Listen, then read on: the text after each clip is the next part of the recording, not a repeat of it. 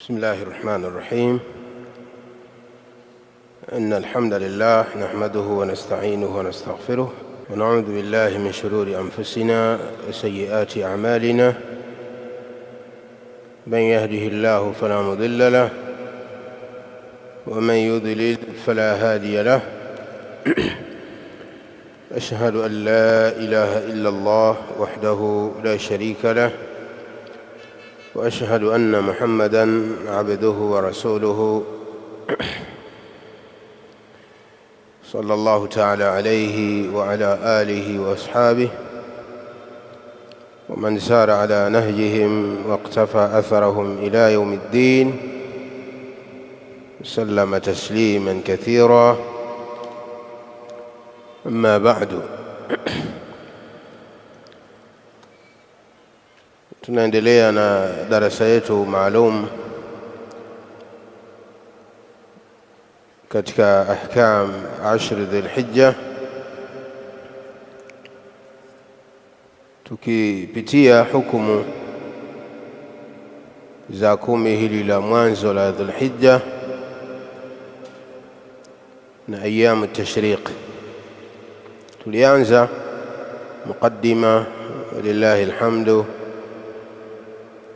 katika darasa iliyopita Jumamosi, ambayo ndio ilikuwa darasa ya kwanza na ilikuwa tuendelee Jumapili, Jumatatu mpaka Alhamisi, lakini tukadharulika kwa taarifa mlizopewa. Tulitoka kwenda kumzika mama yetu ambaye ni mama yake mzazi Sheikh wetu Abul Barakati Ibrahim Asenga, wafaqahu Allahu tabaraka wa taala, katika mkoa wa Kilimanjaro, Rombo. Kwa hivyo tulienda Jumapili asubuhi, na ndio maana Jumapili hatukufanya darsa. Tulikuwa safarini tukarudi Jumatatu na tukafika hapa Dar es Salaam usiku mwingi.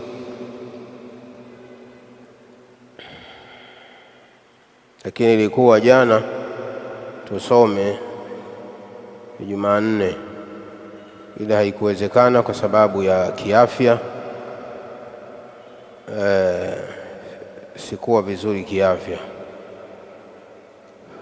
Mpaka sasa bado tunaendelea na dozi, walillahi alhamdu wal minna. Hali si mbaya. Dua zenu pia, Allah atupe afya na wagonjwa wote wa Kiislamu. Nikaona leo baada ya kupata nafuu kidogo, siku zinakwenda na hii ni darasa maalum, ni darasa ambayo inahusiana na hizi siku tu.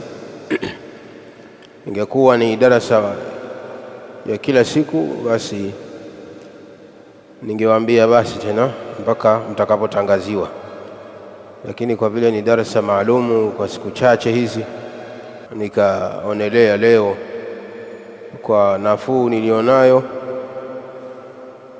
tusikae tu, tusome. Na tumuomba Allah tabaraka wa taala ajalie amali hii ya kuketi hapa msikitini kwa ajili ya kusomeshana baadhi ya hukumu za kisheria, ajalie Allah tabaraka wa taala amali hii iwe ni kafara, iwe ni sababu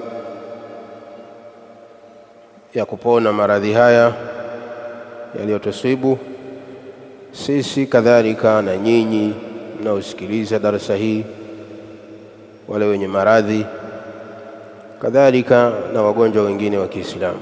Allah ajalie amali hii kuwa ni sababu ya kupona kwetu, na ajalie kuwa ni sababu ya kufutiwa madhambi yetu yote.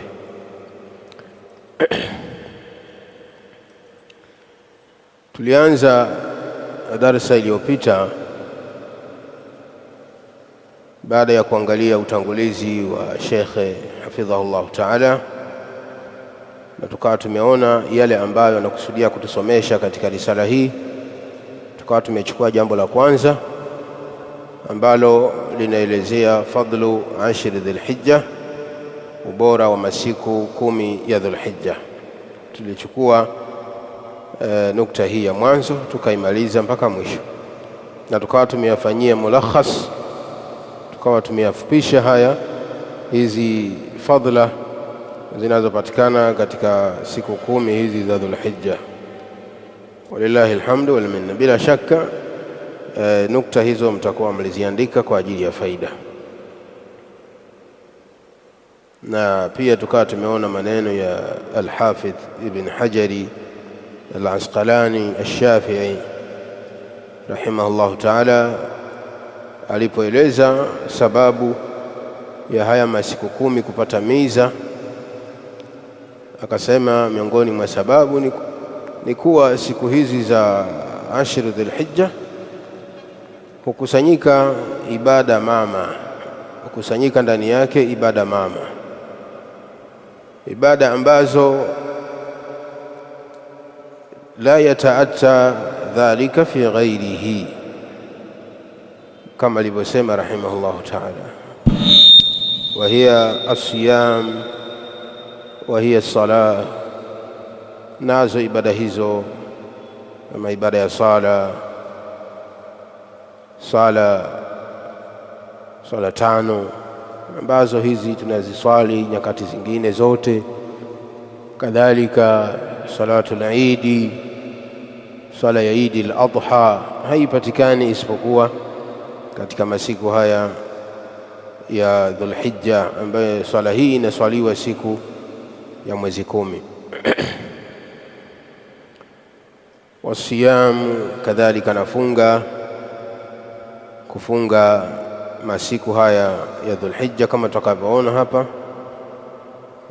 katika maneno ya Mtume sallallahu alayhi wasallam, ya kufunga sunna ya Arafa, kadhalika na kufunga masiku haya ya Dhulhijja.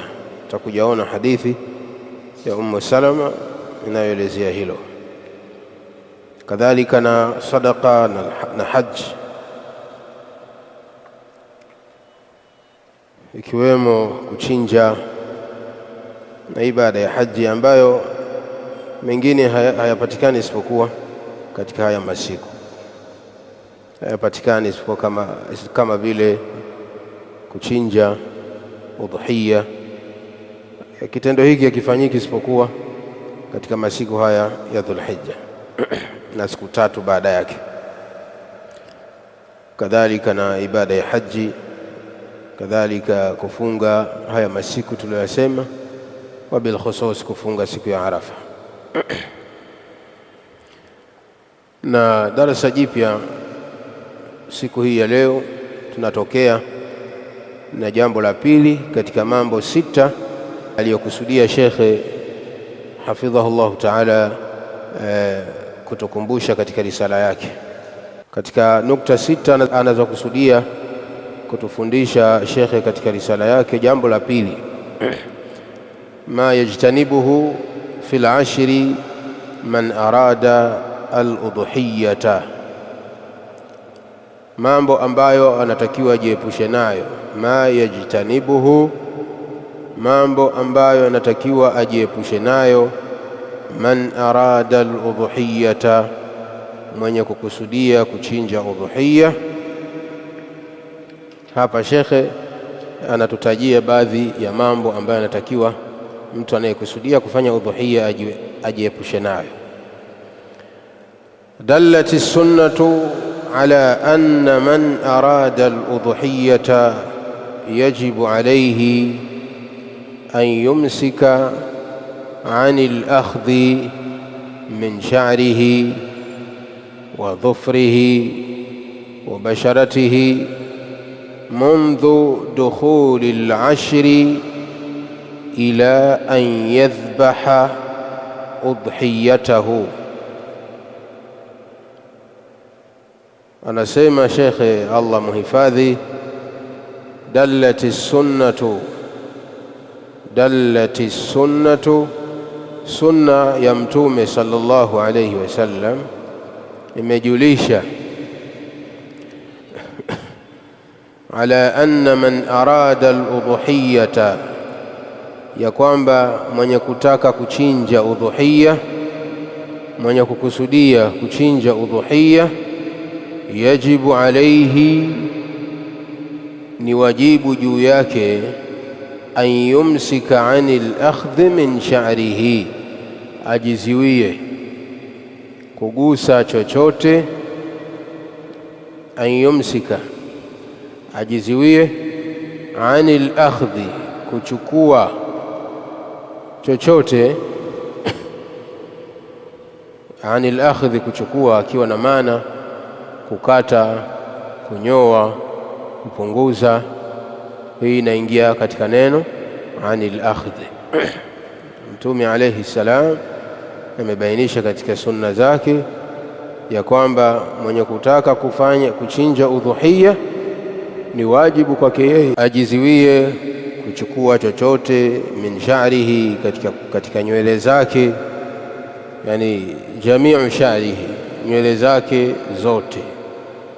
Na tunaposema nywele katika mwili wako unazijua,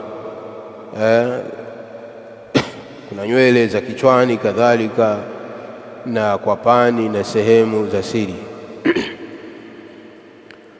Wa dhufrihi, kadhalika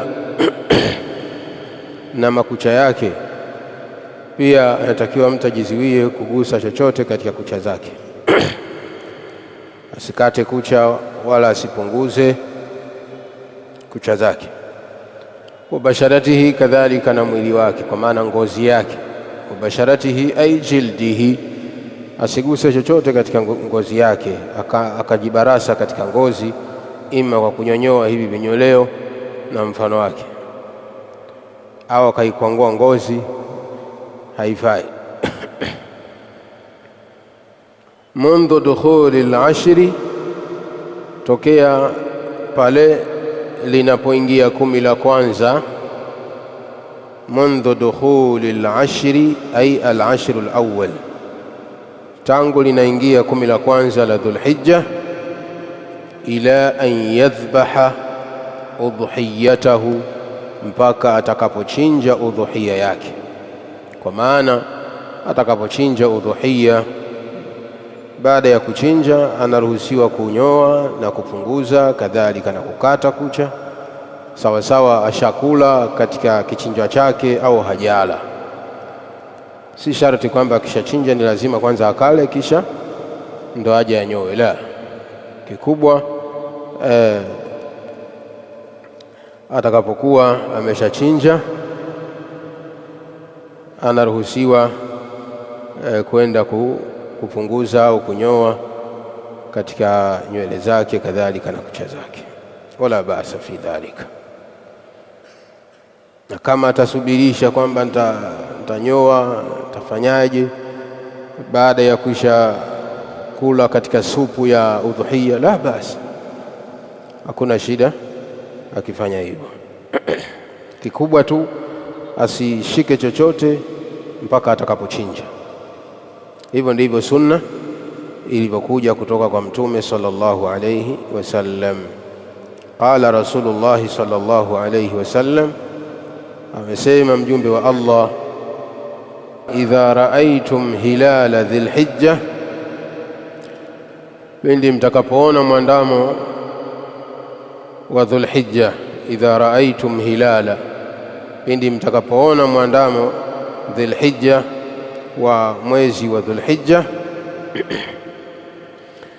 Wa arada ahadukum an yudhiya, na akakusudia mmoja wenu kuchinja udhuhiya.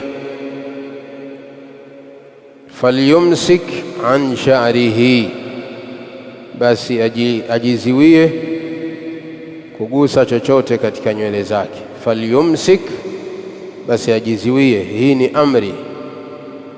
ni amri kutoka kwa Mtume sallallahu alayhi wasallam. Falyumsik, basi na ajiziwie, an sha'rihi, kugusa chochote katika nywele zake, wa adhfarihi, na makucha yake, hatta yudhhiya, mpaka atakapochinja. Kwa maana akishachinja anaruhusiwa kukata kucha, kupunguza kucha, anaruhusiwa kunyoa wa hakadha. Wa fi riwayatin, na katika riwaya, fala yamassa min sha'rihi, asiguse, fala yamassa min sha'rihi, asiguse chochote, kwa maana asichukue, asitoe chochote. Fala yamassa, asiguse au asitoe, min sha'rihi, katika nywele zake, wa basharatihi, na mwili wake, kwa maana ngozi yake, shay'an, asiondoe chochote, shay'an. Na hii imekuja nakra. Nakra hii ni nakra katika siyaki ya nahi, ambayo inakusanya vitu vyote, inakusanya kidogo na kikubwa. Kwa hiyo Mtume sallallahu alaihi wasallam akabainisha pia katika riwaya hii, anapokusudia mmoja wenu na ukiandama mwezi wa Dhulhijja, fala yamassa min sha'rihi, asiguse chochote. Fala yamassa min sha'rihi, asiguse katika kucha zake, kwa maana asinyoe nywele zake wala asipunguze. Wa basharatihi, na mwili wake kiwemo kukata kucha, asikate kucha. Kadhalika na ngozi yake asikwangue, shay'a, asifanye chochote katika mwili wake.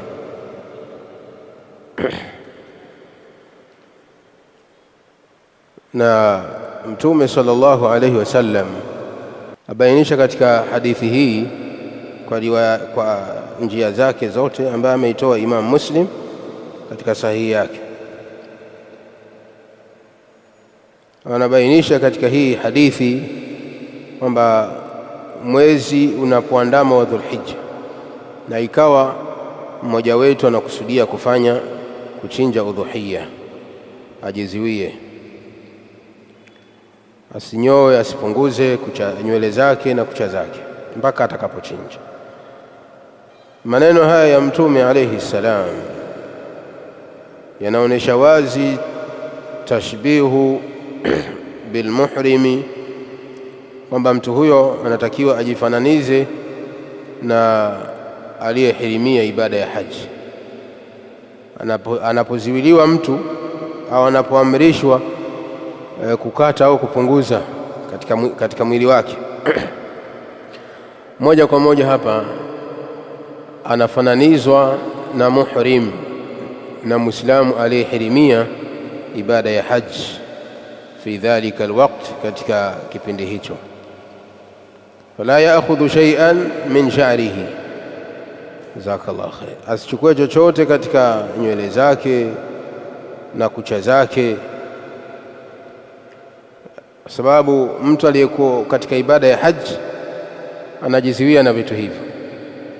Mtu akishahirimia haji, labbaik allahumma hajjan, anaziwiliwa, au labbaik allahumma umratan, anaziwiliwa, anakatazwa kugusa chochote katika nywele zake, haruhusiwi kupunguza wala kukata mpaka malize ibada yake. Kadhalika na huyo ambaye anakusudia kuchinja udhuhiya anaamrishwa ajiziwie, ili afanane katika baadhi ya ibada na mahujaji, afanane katika baadhi ya ibada na mahujaji, kwa sababu katika manasiki alhaji, katika shaira, yani katika shaira min sha'airi manasiki alhaji, katika alama miongoni mwa alama za ibada ya haji ni mahujaji kujiziwia, kupunguza au kukata nywele zao, kadhalika kupunguza au kukata kucha zao mpaka watakapomaliza ibada ya haji. Kwa maana mpaka watakapofika ile mwezi 10 wakatoka Muzdalifa, watakapokuwa wamelala wakaenda Mina kupopoa mawe Jamaratul Aqaba, ambao wanaenda kurusha vijiwe, nguzo kubwa ile moja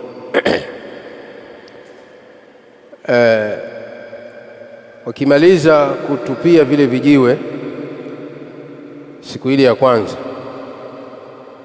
ambayo ni siku ya mwezi 10, wale ambao wanakuwa na nguvu na nashati, hasa vijana. Ndio maana tunawahimiza sana watu wakahiji wakiwa vijana, kwa sababu ibada ya haji inahitaji kuwa, inahitaji nguvu, ina taharukati nyingi, inakutembea sana, bali kuna sehemu zingine unatakiwa unakimbia mchaka katika sa'i. Sasa ile mwezi 10 kwa wale wenye nguvu, wakishamaliza kurusha vile vijiwe, wanaruhusiwa na wanatakiwa waende Makka mjini kwenda kufanya tawafu ya haji, kama mtu ana uwezo wa kiafya. Sasa kutoka Mina mpaka kwenda Haram yani so safari fupi, sawa, ni masafa kidogo, na ukizingatia kwamba ni zahma, ni kutembea kwa miguu, sawa. Ukisikia kwamba hija inahitaji nguvu, ni katika sehemu kama hizi, kutoka Mina kwenda Maka kwenda kufanya tawafu, yani kwenda Masjidil Haram. Kwa akishaenda kutekeleza tawafu al-ifadha, ambayo tawafu al-hajj, akamaliza tawafu, akaenda sa'i, akafanya sa'i baina Safa wal Marwa. Akimaliza hapo sasa ndo anakwenda kunyoa au kupunguza, na bil khusus kwa zama hizi ambazo mahujaji hawachinji wenyewe kwa mikono yao, hasa mahujaji ambao wanakwenda na taasisi kadha. Tayari swala la kuchinja linasimamiwa na taasisi, na kuna wachinjaji, yani watu wa serikali wenyewe ndio wanasimamia hilo. Miasasa ndio inasimamia jambo la kuchinja. Kwa hiyo siku ile ya asubuhi watu wakati wanaendelea na ibada na kumalizia ibada zao ibada za kuchinja huko zinaendelea. Kwa haji akishamaliza tawafu na sa'i, anakwenda kunyoa na kupunguza na kukata makucha yake. Hapo sasa anakuwa ametahallal. Hapo anaruhusiwa kuvua ihram zake na kuvaa nguo za kawaida. Kwa kadhalika na mtu ambaye amekusudia kuchinja udhuhia, ndio akatakiwa naye ajiziwie na haya ambayo mahujaji wanafanyaje, wanajiziwia nayo.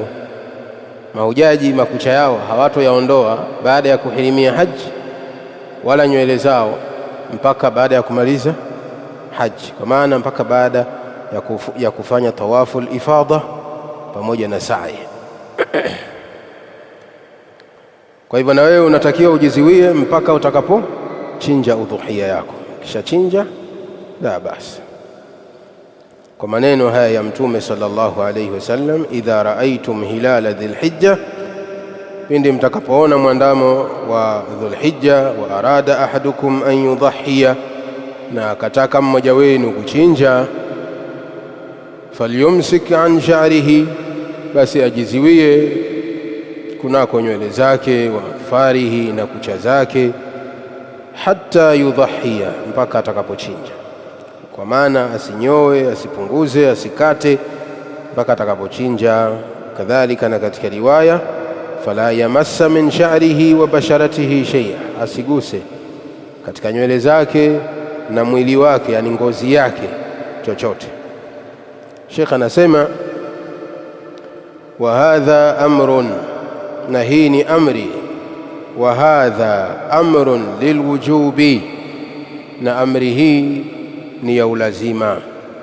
Wa hadha amrun lilwujub, na amri hii ni ya ulazima. Wa nahyun litahrimi, na katazo lilioko hapa ni la kuharamisha. Ala arjahil aqwali, kwa kauli yenye nguvu. Ala arjahil aqwali, kwa kauli yenye nguvu. Liadami wujudi sarifi lahuma, liadami wujudi sarifi lahuma, kwa kutokuwepo dalili inayozitoa katika asili yake. kwa kutokuwepo dalili inayozitoa katika asili yake. Wa hadha amrun lilwujub, na amri hii ni ya ulazima. Amri gani? Amri ya Mtume alayhi salam katika riwaya ya kwanza aliposema falyumsik an sha'rihi wa adfarihi hatta yudhahiya, ajiziwie asiguse chochote katika nywele zake na makucha yake mpaka atakapochinja. Hadha amru. Kwa Sheikh anasema amri hii lilwujub, ina maana ya ulazima, sio kwamba inapendeza. Kwa maana Sheikh amekwenda na kauli inayosema amri iliyokuja hapa ni ya wajib. Wa nahyun litahrim, na katazo lililoko hapa katika riwaya ya pili fala yamassa min sha'rihi. Wa nahyun, na katazo litahrimi ni la kuharamisha. Katazo aliposema Mtume alayhi salam fala yamassa min sha'rihi wa basharatihi shay'a, hili ni katazo. Kwa katazo hili Sheikh anasema litahrim, ni katazo la kuharamisha, ala arjahi alaqwali, kwa mujibu wa kauli yenye nguvu, liadami wujudi sarifi lahuma, kwa kutokuwepo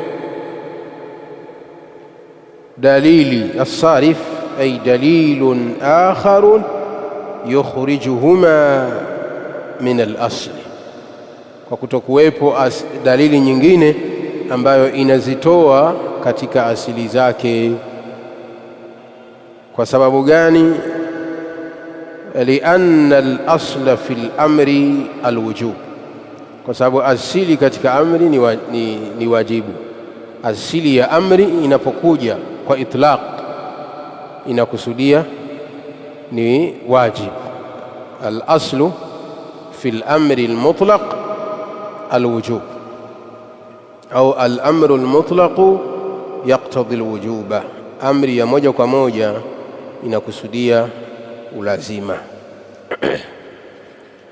Kwa inapokuja amri ikawa haijaja dalili nyingine ya kubainisha kwamba amri hii sio ya wajib, basi amri inabaki kuwa ni ya wajib mpaka ije dalili ya kuitoa amri hii katika asili yake ya uwajibu na kuifanya kuwa amri hii sio ya uwajibu, ni ya sunna. Kuitoa katika asili yake ya wujub na kuipeleka katika istihbab, kuwa ni amr lil istihbab. Kadhalika al-aslu fi an-nahy lit-tahrim, asili katika kukataza, asili katika katazo linamaanisha tahrim, kuharamisha moja kwa moja, isipokuwa mpaka ikija dalili ya kulitoa katazo katika asili yake ya kuharamisha moja kwa moja na kulipeleka katazo hilo katika hali nyingine ya karaha na tanzih. Kwa ndo shekhe akaenda na kauli hii kuwa amri iliyoko hapa ni amri ya wujub, ambayo inakusudia Mtume sallallahu alayhi wasallam kuamrisha umma wake kujiziwia na kugusa chochote katika mili yao kwa yule ambaye atakusudia kuchinja udhuhiya, na amri ni ya ulazima, kwa maana atakayenyoa au kupunguza baada ya kuwa ameshajua amefanya dhambi, mtu huyo atakuwa amefanya kosa, kwa anatakiwa alete toba na istighfari. Ndiyo maelezo ya mbele hapa. Sheikh anasema فإذا تعمد الأخذ من شعره وأظفاره عليه أن يستغفر الله ولا فدية عليه والأضحية بحالها. شيخ نسمع فإذا تعمد al-akhdha min sha'rihi, atakapokusudia mtu, idha ta'ammada, atakapokusudia, kwa maana atakapofanya maksudi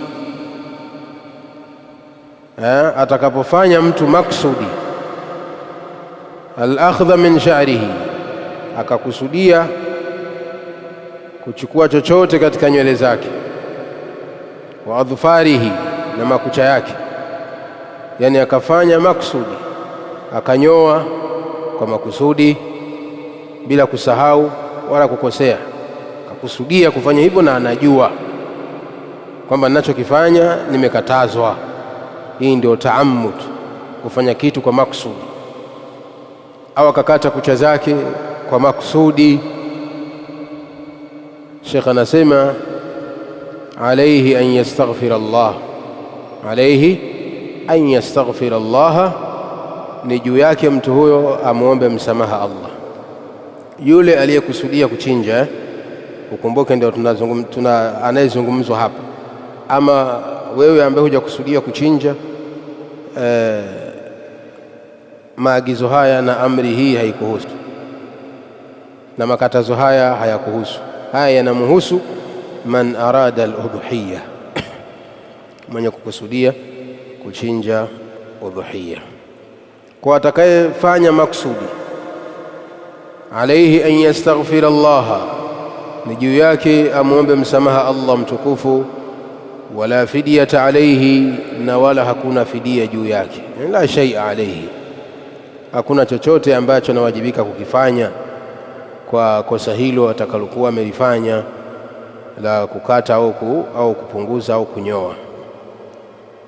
Wajibu wake baada ya kufanya kosa hilo, an yastaghfir Allah wa yatuba ilayhi, amwombe msamaha Allah tabaraka wa taala na atubie kwake, na hakuna fidia yoyote ya kufanya. Wal udhuhiyatu bihaliha, na udhuhiya yake iko pale pale. Wal udhuhiyatu bihaliha, na udhuhiya yake iko pale pale, kwa maana wal udhuhiyatu baqiyatun bihaliha, na udhuhiya yake ni yenye kubakia katika hali yake vile vile. Kwa maana hata kama mtanyoa kwa makusudi na 10 lishaingia, leo tuko tarehe ngapi leo? Tumeingia 4. Na yani ndio tunaamka nayo 4. Ahsantu.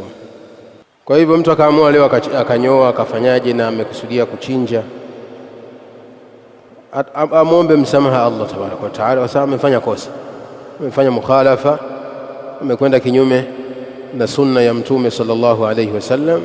Lakini udhuhia iko pale pale, si kwamba kitendo cha kupunguza au kunyoa ndio udhuhia yako ishabatilika. La, hapana, udhuhia iko pale pale, na kosa ulilofanya muombe msamaha Mola wako. Na kwa nini Muislamu ukusudie kufanya kosa? Lakini unakuta baadhi ya Waislamu wanakusudia kufanya makosa, anakuambia makosa tumeumbiwa sisi bwana, makosa tumeumbiwa sisi. Sasa tusipofanya makosa atafanya nani? Kwa lazima tufanye, tutubie. A'udhu billah. Muislamu hutakiwi kufanya makosa kwa makusudi. ومن احتاج إلى أخذ شيء من ذلك لتضرره فلا بأس ولا شيء عليه. atakayekuwa na haja, ومن احتاج, na atakayekuwa na haja ila akhdhi shay'in, kuchukua chochote, min dhalika, katika hivyo vilivyotajwa. Kwa maana atakayekuwa na haja ya kunyoa nywele, atakayekuwa na haja ya kukata kucha au kupunguza, litadharrurihi, kwa kule kudhurika kwake, kwa maana bibaqaihi dhalika, litadharrurihi, kwa kule kudhurika kwake, kwa maana fi baqaihi alayhi, kwa kule kubakia kitu hicho katika mwili wake. Mathalan, ikiwa hakunyoa nywele kabla ya Dhulhijja kuingia na nywele zake ni timtim, Dhulhijja ishaingia na anaona kero kukaa na nywele zilivyo, au zinamletea shida au makucha, mtu hakukata makucha leo. Sasa watu wanakuwa busy, lakini kawaida inatakiwa kila wiki unafanyaje? Unakata kucha.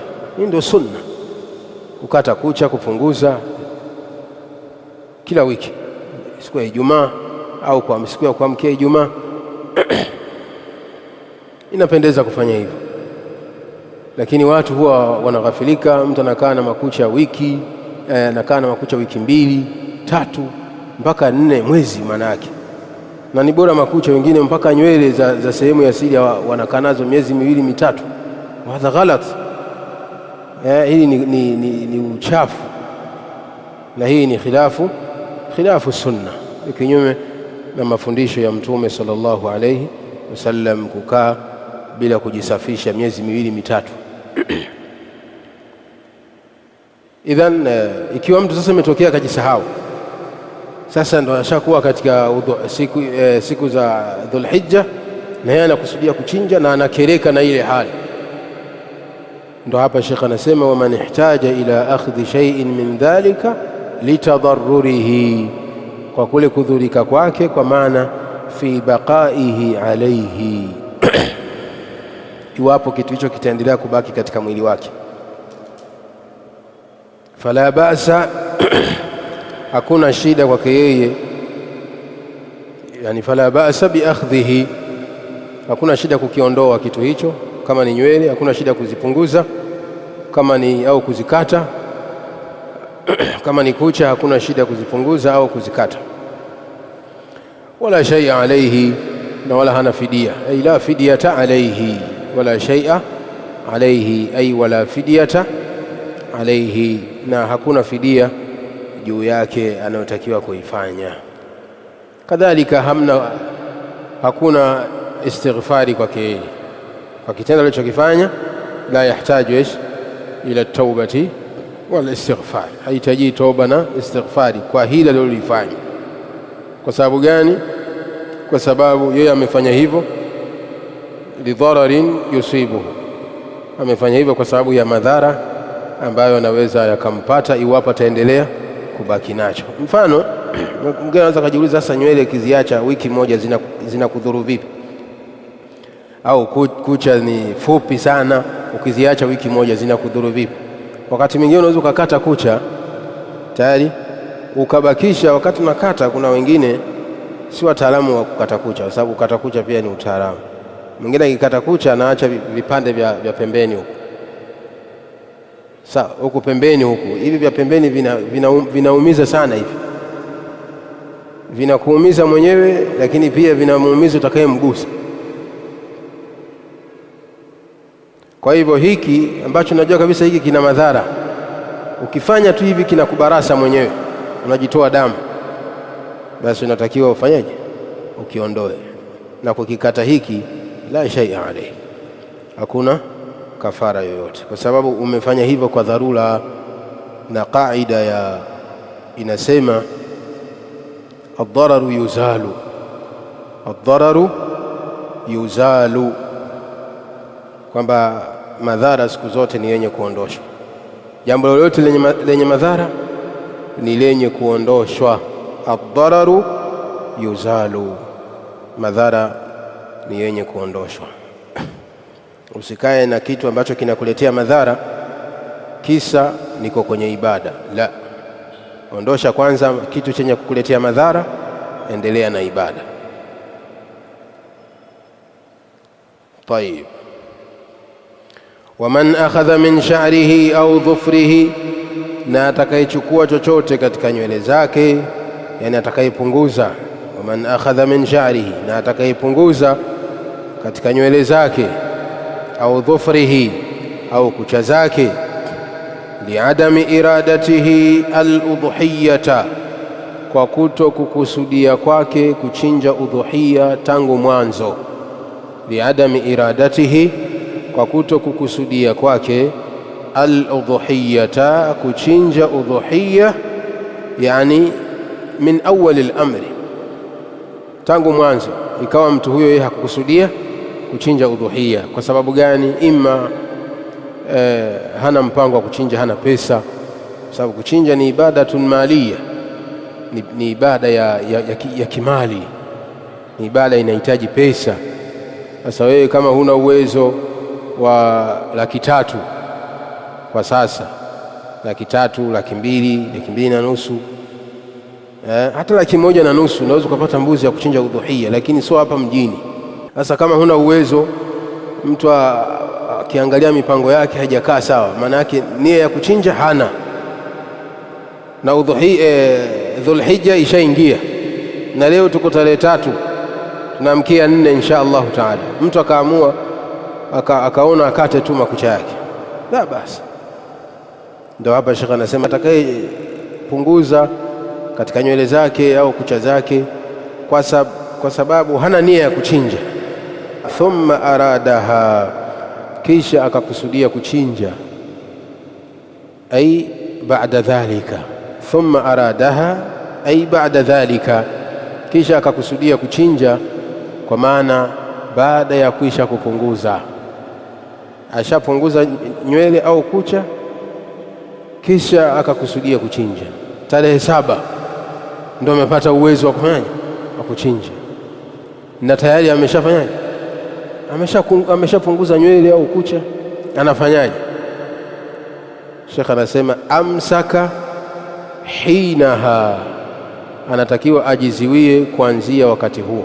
Amsaka hinaha ay amsaka min hiniha, anatakiwa ajiziwie min hiniha, kuanzia wakati huo. Wala shay'a alayhi, na hakuna fidia yoyote anayotakiwa kuitoa. Wa udhuhiyatuhu sahihatun, na udhuhiya yake itabaki kuwa ni sahihi. Kwa sababu gani? Kwa sababu yeye alinyoa, walipunguza, na hakuwa na mpango wa kuchinja. Kwa hiyo mpango wa kuchinja umekuja, Dhulhijja ishaingia, kwa hana shida, yeye hana shida na hajafanya makusudi. Kwa hiyo atatakiwa kujizuia hapo hapo. Kama kuna kucha zingine zilikuwa zimebaki na tayari ashaingiwa na nia ya kuchinja, ajiziwie. Sio tena kwamba hizi zilizobaki ngoja nimalizie. Kama kuna zingine zilikuwa bado zimebaki, ziache, utazimalizia baada ya kuchinja insha Allahu taala. Tuko pamoja hapo Waislamu? Naam.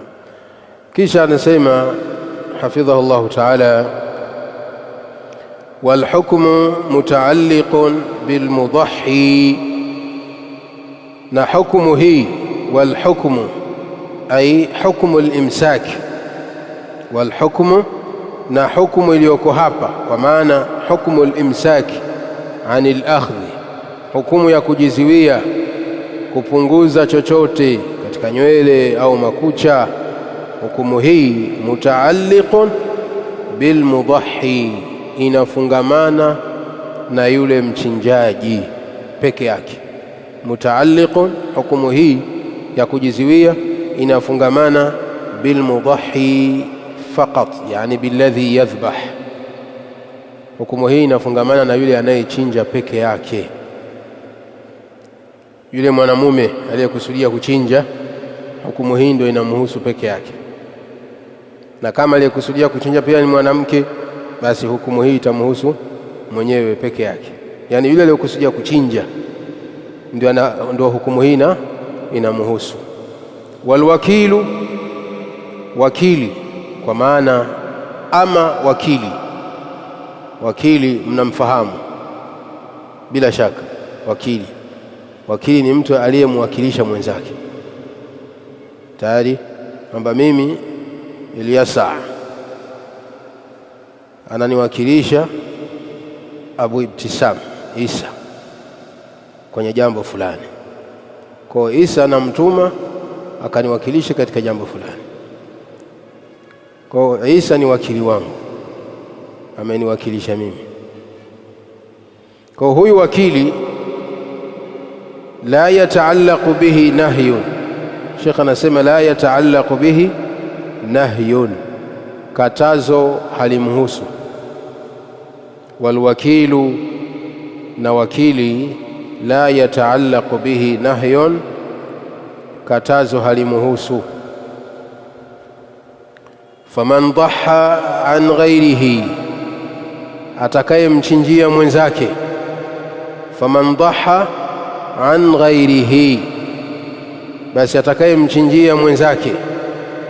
Biwasiyatin, imma kwa wasia, au wakalatin, au kwa wakala. Fahadha la yahrumu alayhi, mtu huyo si haramu kwake yeye. Akhdhu shay'in, kupunguza chochote. Min sha'rihi, katika nywele zake. Au dhafrihi, au kucha zake. Au basharatihi, au kugusa katika ngozi yake. لأن نصوص النهي لا تأخذه, kwa sababu dalili za kukataza hazimhusu yeye, hazifungamani naye, bali nususu nahi, dalili za kukataza kugusa chochote katika nywele au kucha, mutaalliqatun bilmudahhi faqat, zinamhusu na zinafungamana na yule mchinjaji peke yake. Ama alwakil, mtu aliyewakilishwa, aliyemwakilisha mwenzake, imma kwa wasia mathalan, faman dhaha an ghairihi, basi atakayemchinjia mwenzake au atakayemchinjia mwingine. Biwasiyatin, kwa wasia, kwa maana mtu kaacha wasia, kaacha usia kwamba mimi nikiondoka asimamie fulani, asimamie uchinjaji wa udhuhia fulani, na mimi nikifa atakayesimamia jambo la kuchinja udhuhia ni fulani. Hiyo ni wasia, ameacha usia. Kwa atakapokufa kweli huyu anatakiwa asimamie, wa kwanza kabisa kutangulizwa kwenye kusimamia udhuhia ni nani? Wasii. Huyu mtu aliyetajwa akiachiwa nini? Usia, anatakiwa atangulizwe. Au wakalatin, au atakayemchinjia mwenzake kwa uwakala, kwa maana kamwakilisha mwenzake.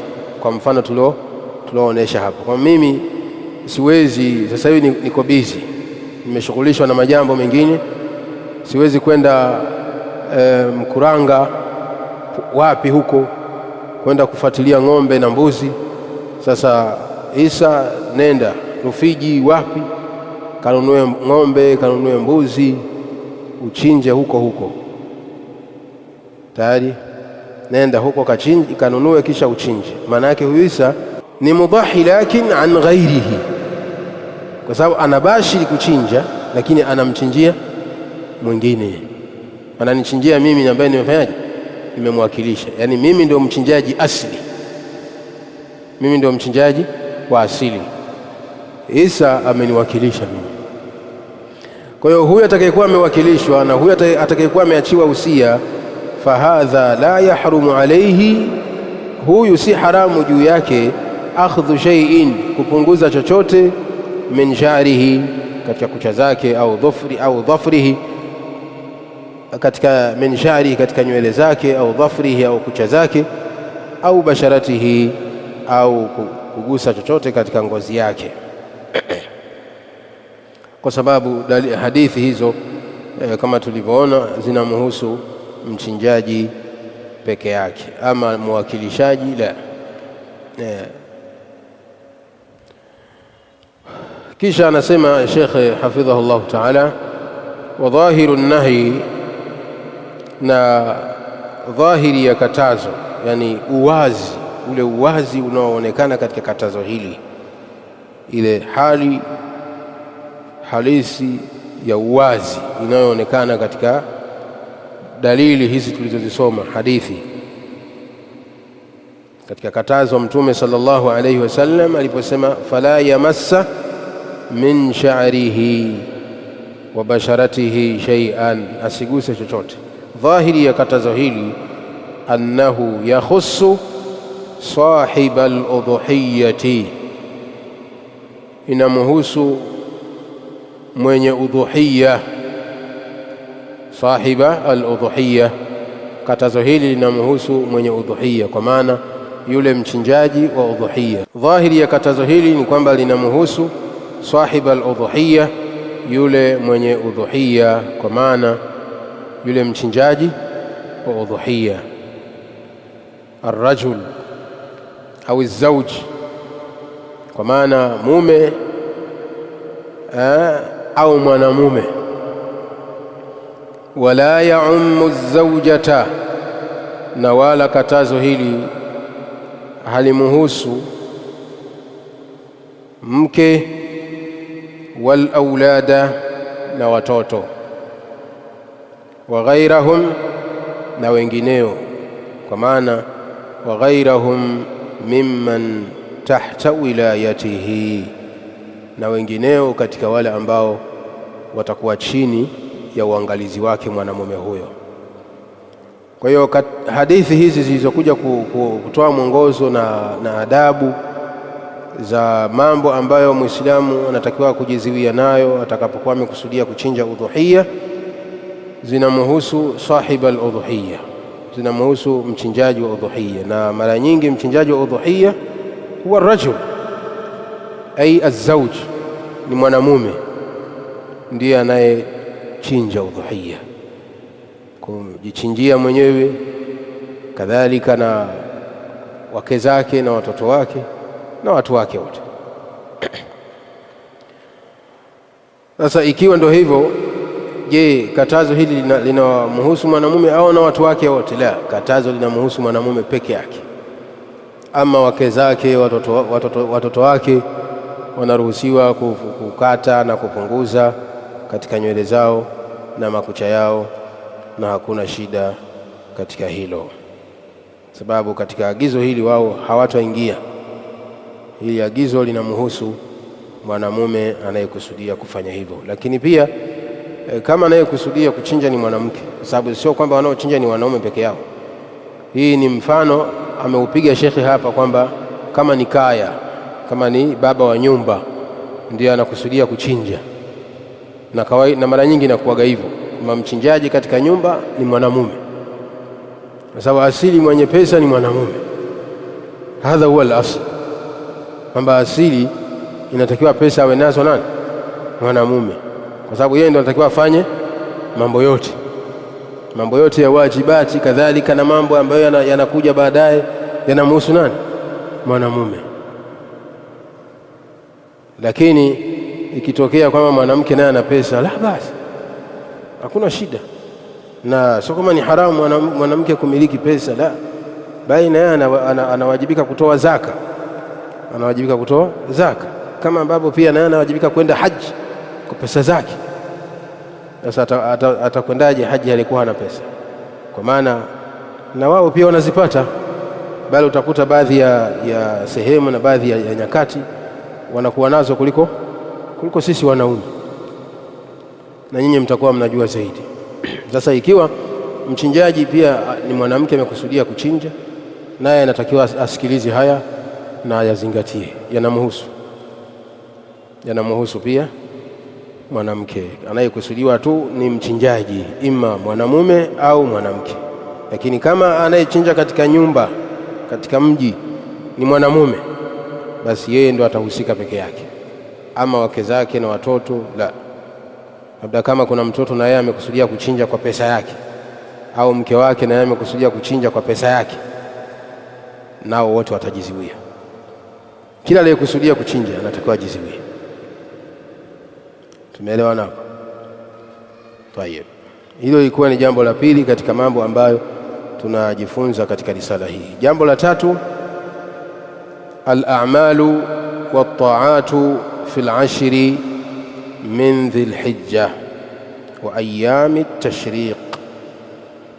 Al-a'malu, matendo, wat-ta'atu, na taa, yani ibadat na ibada mbalimbali zinazotakiwa kufanywa fil ashri ay fil ashri al-awwali, katika 10 la kwanza, min dhilhijja, katika mwezi wa Dhulhijja, wa ayami tashriqi, na masiku ya tashriqi.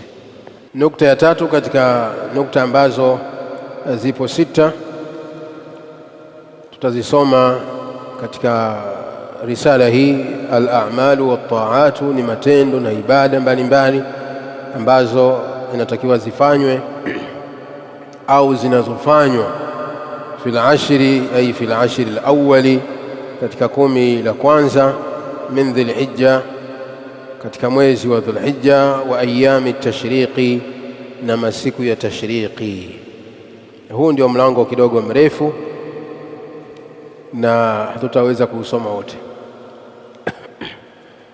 Tutachukua sehemu insha Allah, kisha tutabakia tutakapokuwa tumekomea biidhnillah. Kesho tutakuja kuendeleza na kumalizia tutakapokuwa tumebakia na sehemu nyingine insha Allah. Waqad marra ma'na, Sheikh anasema waqad marra ma'na alhadithu, imetangulia hapo nyuma kutajwa hadithi, yani tumekwisha itaja. Waqad marra ma'na alhadithu, tumekwisha itaja hapo nyuma hadithi. Hadithi gani? Ma min ayamin al'amalu as-salihu fihinna ahabbu ila Allah minhu fi hadhihi al-ashr au min hadhihi al-ashr. Hadithi hii ametaja kipande na tushaelezea huko nyuma, hadithi ambayo inaonyesha kwamba hakuna masiku yaliyokuwa bora ambayo kufanya jambo jema katika masiku hayo inapendeza zaidi kwa Allah tabaraka wa taala kuliko masiku haya 10 ya mwanzo. Fajami'ul a'mali as-salihati, basi matendo yote mema, wal qurbati, na ibada zote zenye kumkurubisha mja kwa Mola wake, wal qurbati, na ibada zote zenye kumkurubisha mja kwa Mola wake,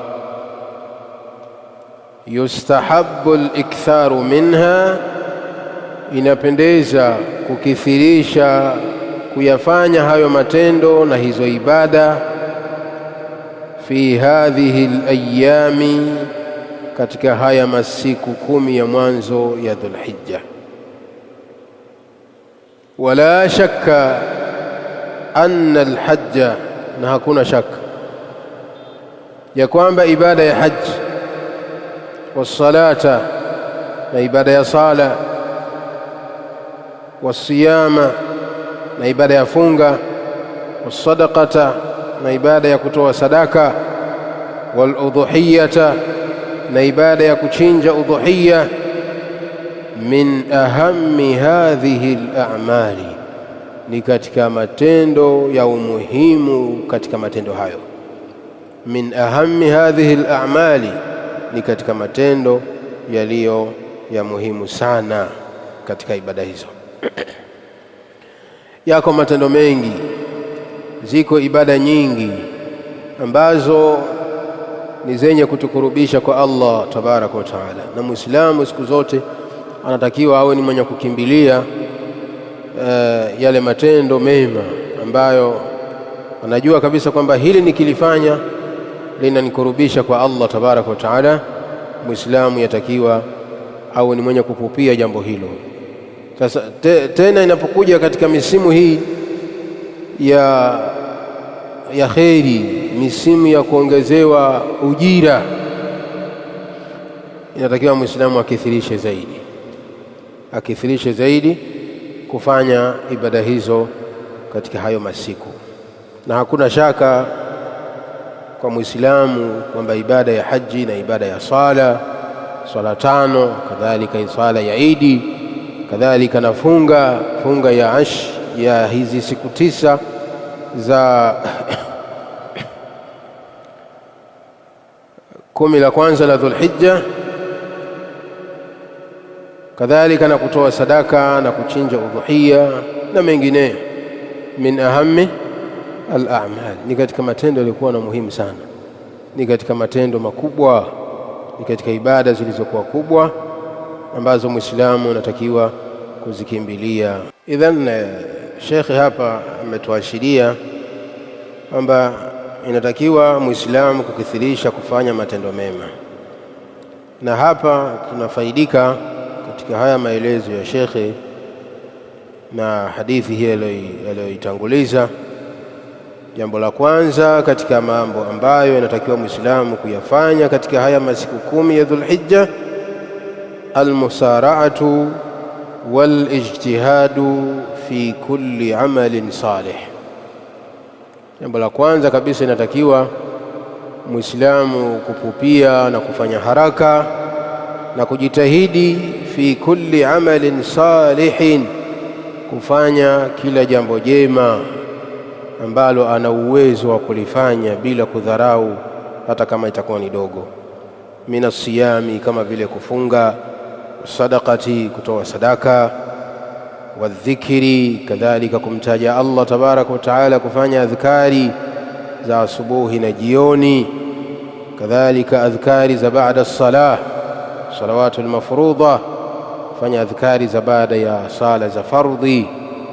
Baada ya salatu al-faraidhi kuna adhkari jamaa, sawa? Lakini wengi katika watu wanaweza hawajui kama baada ya swala kuna adhkari. Adhkari sio zile tu kwamba mpaka imamu aimbishe subhanallah, alhamdulillah, Allahu akbar,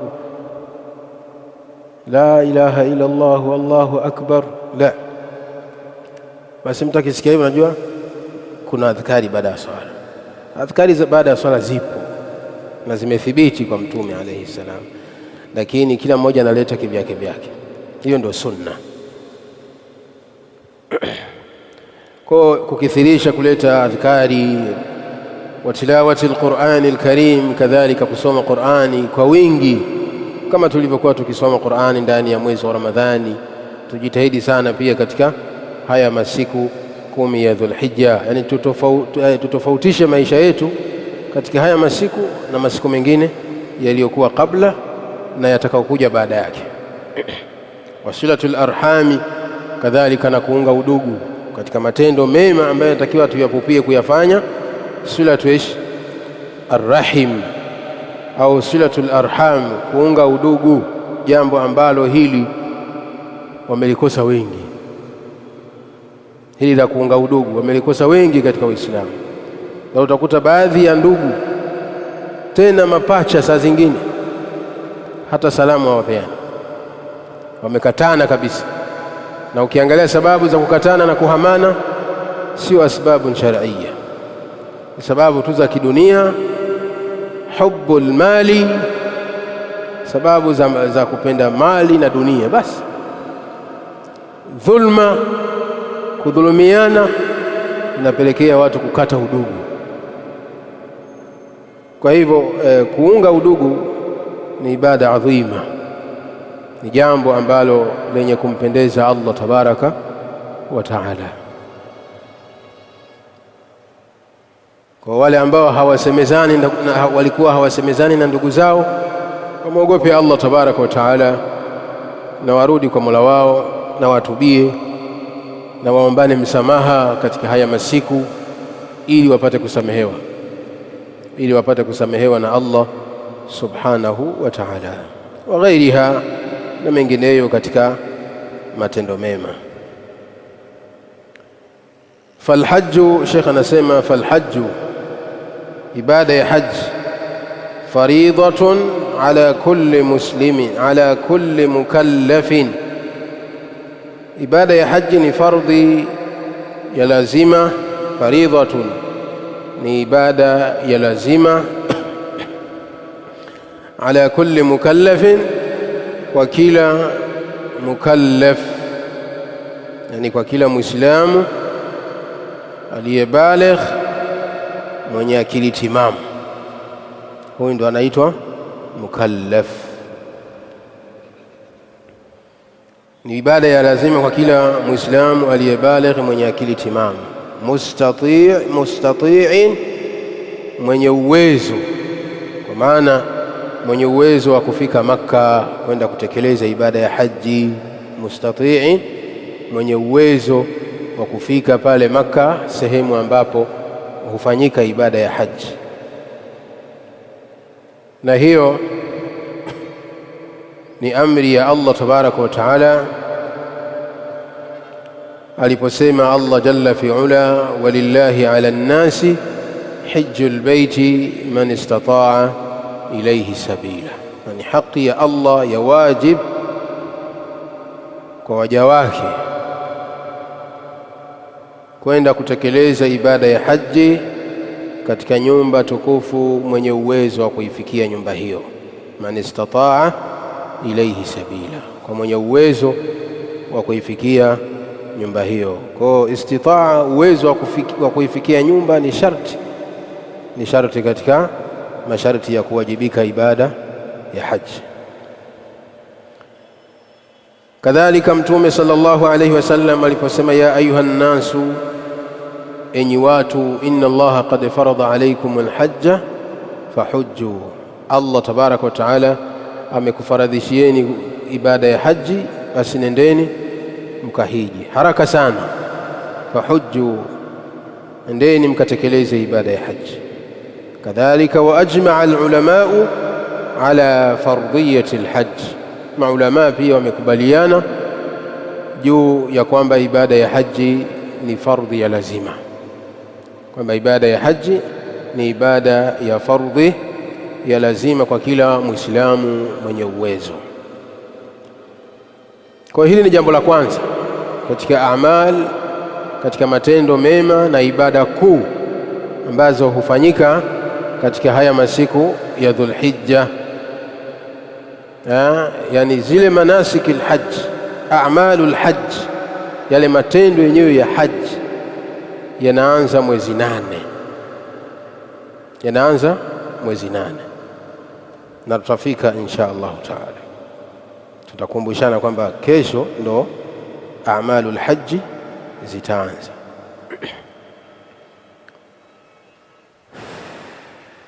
Kisha Sheikh anasema, wa huwa fardun marratan fil umri, na ibada ya haji ni fardhi kwa umri mara moja.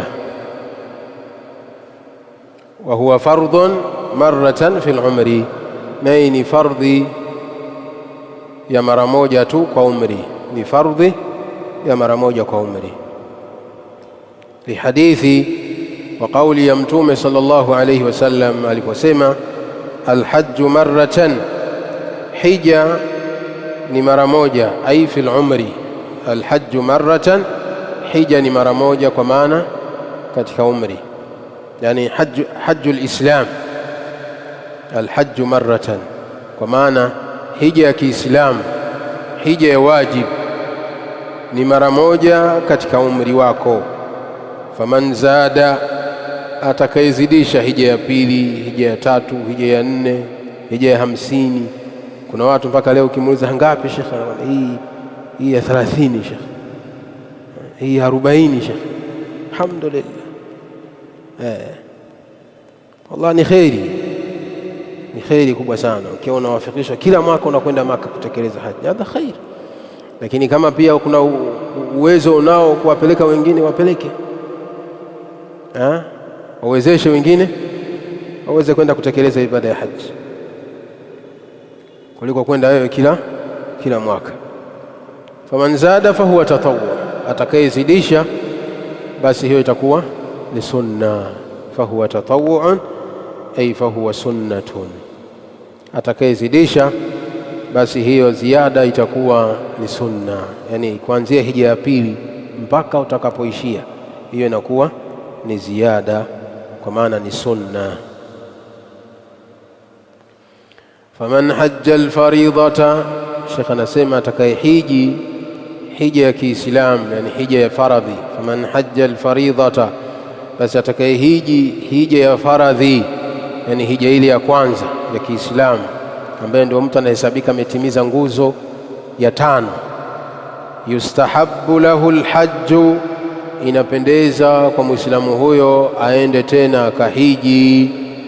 Yustahabbu lahu, inapendeza kwa muislamu huyo alhajju marratan ukhra, aende tena kahiji kwa mara nyingine. Inapendeza muislamu huyo aende akahiji kwa mara nyingine. Yustahabbu lahu an yahujja marratan ukhra wala yajibu alayhi. Kwa hija ya mara ya pili na kuendelea, hiyo sio wajibu, hiyo inakuwa ni sunna. Na hapa tunaona namna Allah tabaraka wa taala alivyotakia wepesi waja wake. Yuridu Allahu bikumul yusra wala yuridu bikumul usra. Allah anakupendeleeni wepesi na hakupendeleeni uzito. Kama Allah angetutakia uzito, basi angetufaradhishia ibada ya haji kuwa ni kila mwaka, kuwa ni fardhi ya lazima kwa kila mwaka, sio kwa umri mara moja, la, kila mwaka.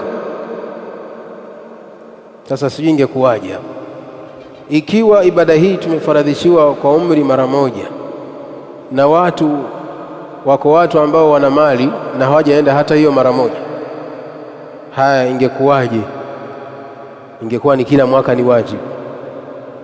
Mushkila Allah, kwa hekima zake Allah tabaraka wa taala, na kwa sababu anatujua sisi viumbe wake, waja wake dhaifu na ni wakaidi pia, na tunapenda mali. Ndio maana ibada za mali ameziwekea utaratibu wake.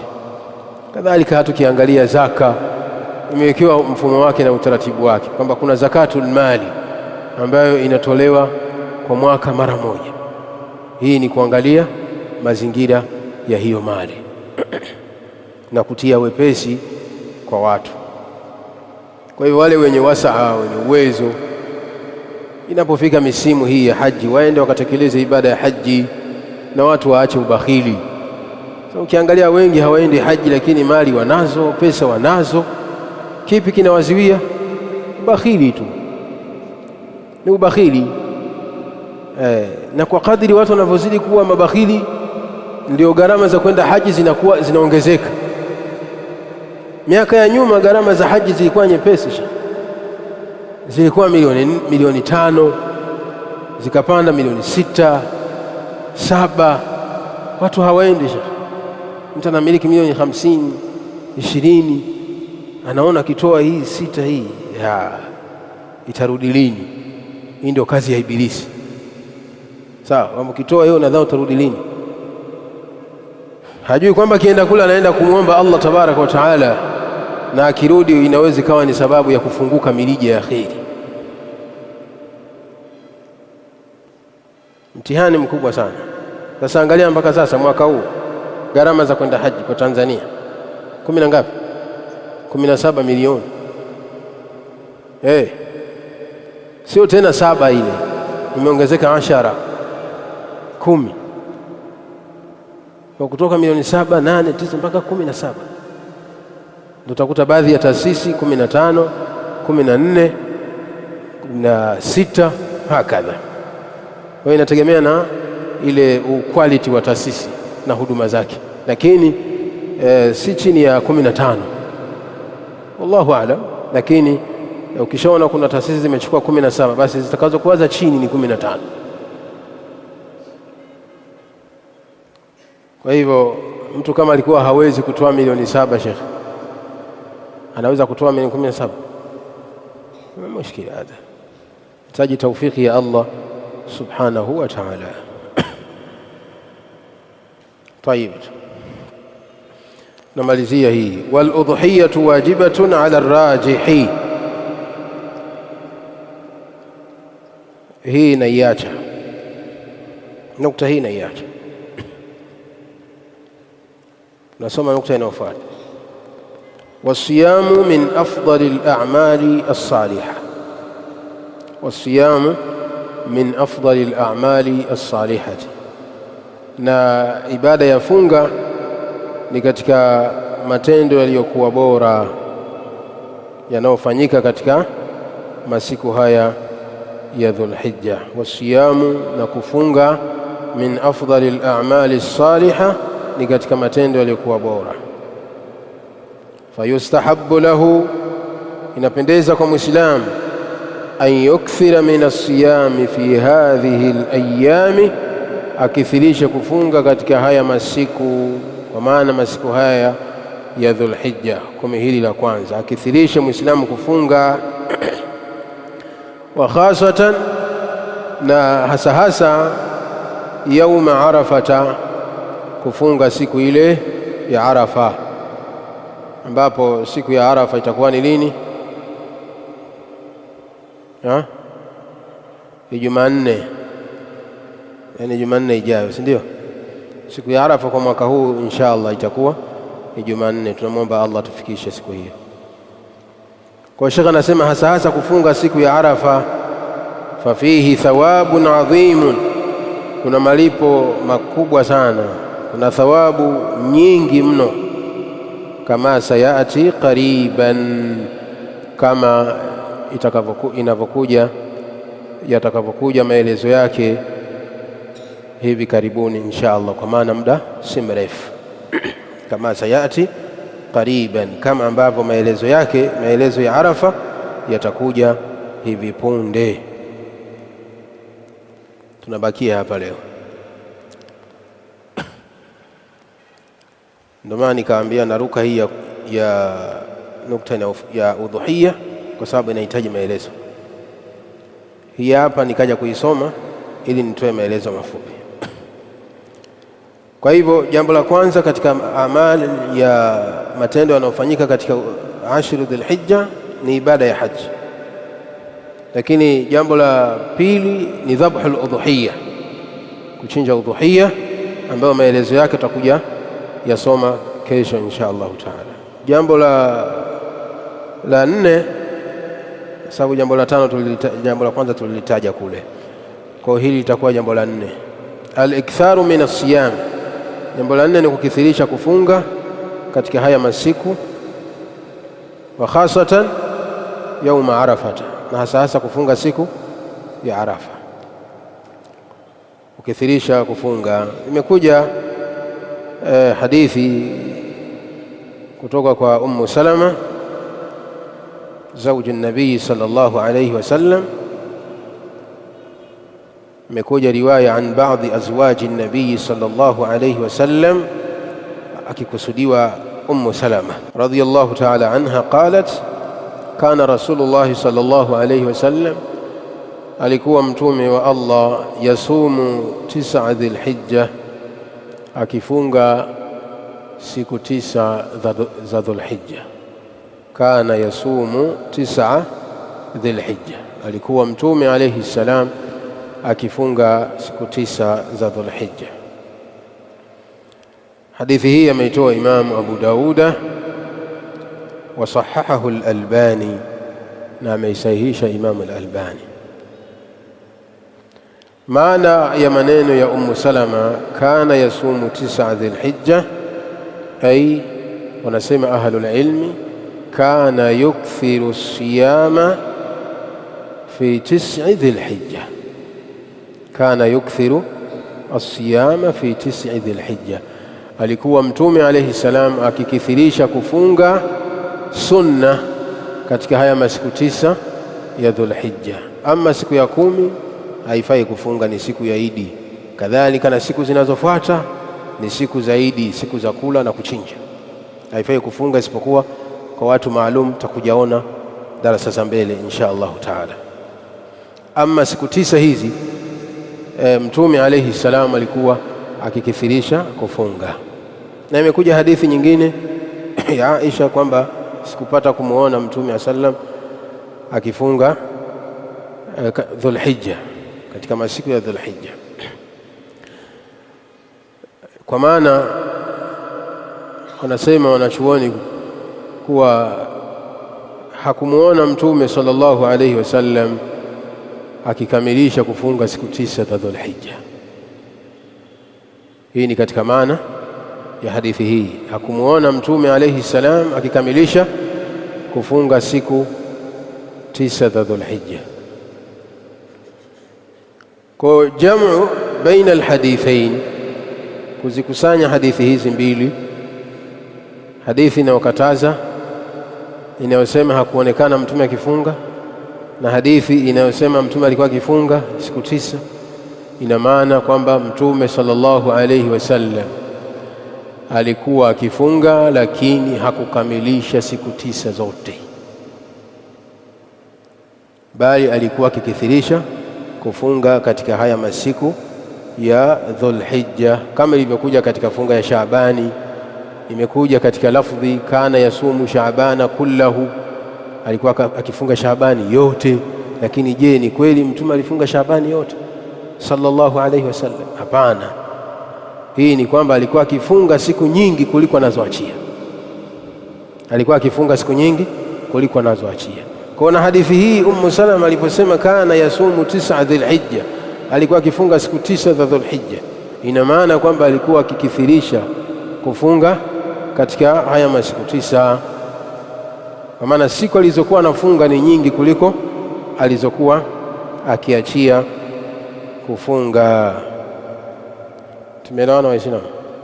Nilikusudia nisome ibara hii ili niitolee maelezo watu tufahamu, kwa sababu kuna watu wanabishana huko, wengine wanakuambia usipofunga siku zote umefanya mukhalafa, usipofunga siku zote 9. Tena wengine wanakuambia usipofunga siku 10 umefanya mukhalafa, umefanya kosa. Hapana, ukifunga siku zote umefanya kheri, lakini mtume sallallahu alayhi wasallam hajafunga zote. Mtume alayhi salam hakufunga zote. Kinachotakiwa wewe ni kufanyaje? Ni kukithirisha kufunga tu, lakini usikamilishe siku 9. Usikamilishe siku 9. La, mimi naamua nafunga, la basi, sasa si kheri. Naam, ni kheri, la basi, lakini usiseme kwamba asiyefunga mikhalifu sunna. La, asiyekamilisha siku 9 mikhalifu sunna. La, kinachozingatiwa ni kule ni kukithirisha tu kufunga. Kwa wale ambao tulikuwa hatujafunga, tujitahidi tufunge, tuache uzembe. Hii ndio misimu yenyewe ya kheri Waislamu, hii ndio misimu ya kheri, lakini sio wajibu. Sasa mbona Sheikh kama anahusia jambo la wajibu? La, sio wajibu. Hii ni kwa ajili ya nafsi yako na kwa kheri yako mwenyewe, unajaza katika mizani ya mema yako siku ya Kiyama. Allah tuthibitishe na tujalie tuwe ni wenye kuitikia wito na kutekeleza ibada hizi adhima. Wallahu ta'ala a'lam, wa sallallahu ala Muhammad wa ala alihi wa ashabihi ajma'in, walhamdulillahi rabbil alamin.